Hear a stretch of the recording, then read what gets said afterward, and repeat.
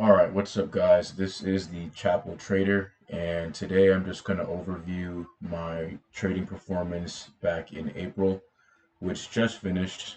At the time of this recording, it's currently May 2nd, so the month of April just finished. Thankfully, thanks be to God, it was a very good trading month for me, and I'm going to go through my process, go through how I recorded my data, and how this is going to help me in the future when it comes to analyzing my performance. So firstly, we have this initial sheet where I basically just tracked time of entry, day of week, and win loss, bias, stop loss, take profit pips, and all that information. I was doing this for each trading week of the month.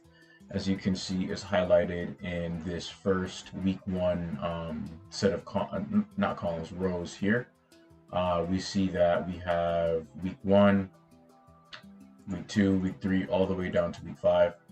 So I've recorded all of this information, and this is essentially my trading data for the month. So I essentially did a very basic analysis on, my win rate, my loss rate, my wins and losses by the day of the week, my points gained versus points lost. And then finally, I compiled it into one big trading report, or really a small trading report, that tells me my win rate, my average risk to reward, my best weekday, my best hour of the day, and then my net points gained or lost for the month. So we're going to start looking at some very basic information. As we can see, let's start from top to bottom. If we check out row 2, we see that I have a 90% win rate for the month of April. And this has been a very, very good month. And I think this is largely due to the fact that I only trade twice per week. So while I'm already out the market, win, lose, or draw, I have like limited my losses for the week, as opposed to another person who may take 3, 4, 5 trades a week. Two of them they may win, three of them they may lose, but overall their account has seen more exposure to the market, as opposed to mine, because I'm only taking 2 trades per week. So I think this is largely due to the fact that I have a very low trade frequency. And then we'll move down to my average risk to reward, which you can see is 1.5. So this is decent. This is very decent. I've noticed that when it comes to win rate, risk to reward, and trade frequency, you can never really have all three. So of that triad, I decided to max out my win rate. And as a result, my risk to reward is a little bit lower. But at the end of the day, 1.5 is still good. 1.5 is still, better than what a lot of traders are pulling in each month. Most traders are losing. Most traders are break even at best. So if you're able to get a, 1.5 RR, I think you are doing pretty good for yourself. And now we're going to move on to our time-based performance. And this is basically just me analyzing the data on, okay, which hour do I take my best trades? And it looks like at the hour of 11 a.m. and afterwards are when most of my winning trades occur.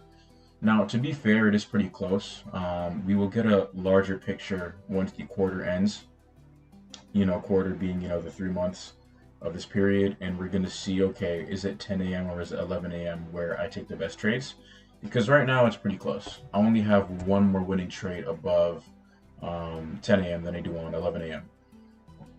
Excuse me. So that is pretty close, but as of right now, I think it's safe to say that 11 a.m. is definitely my better performing hour of the day.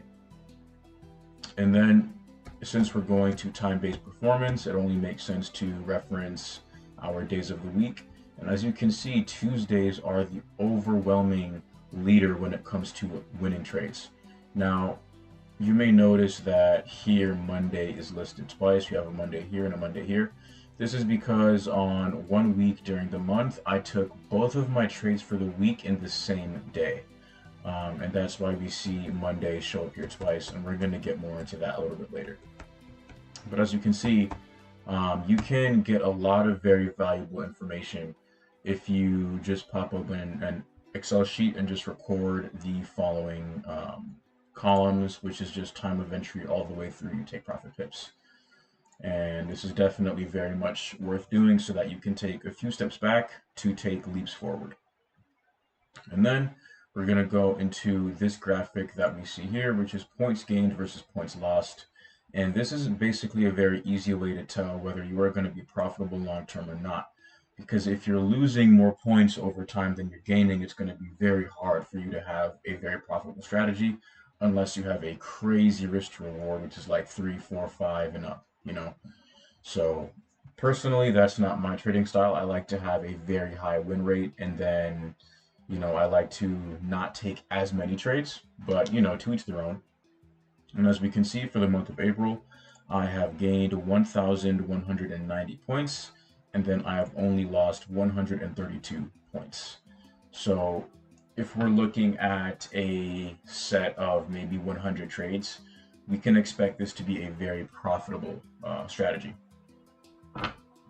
And then finally, we're just going to go over into the April trading performance report overview.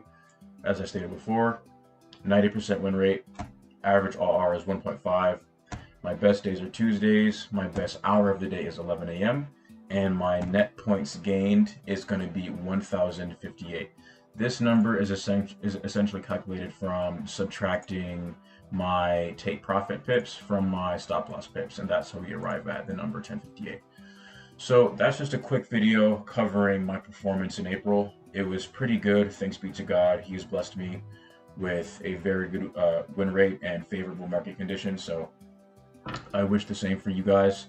And if you want me to, drop a template on how I actually record my data week by week, I can do that. Just let me know in the comments and I can get that done for you. All right.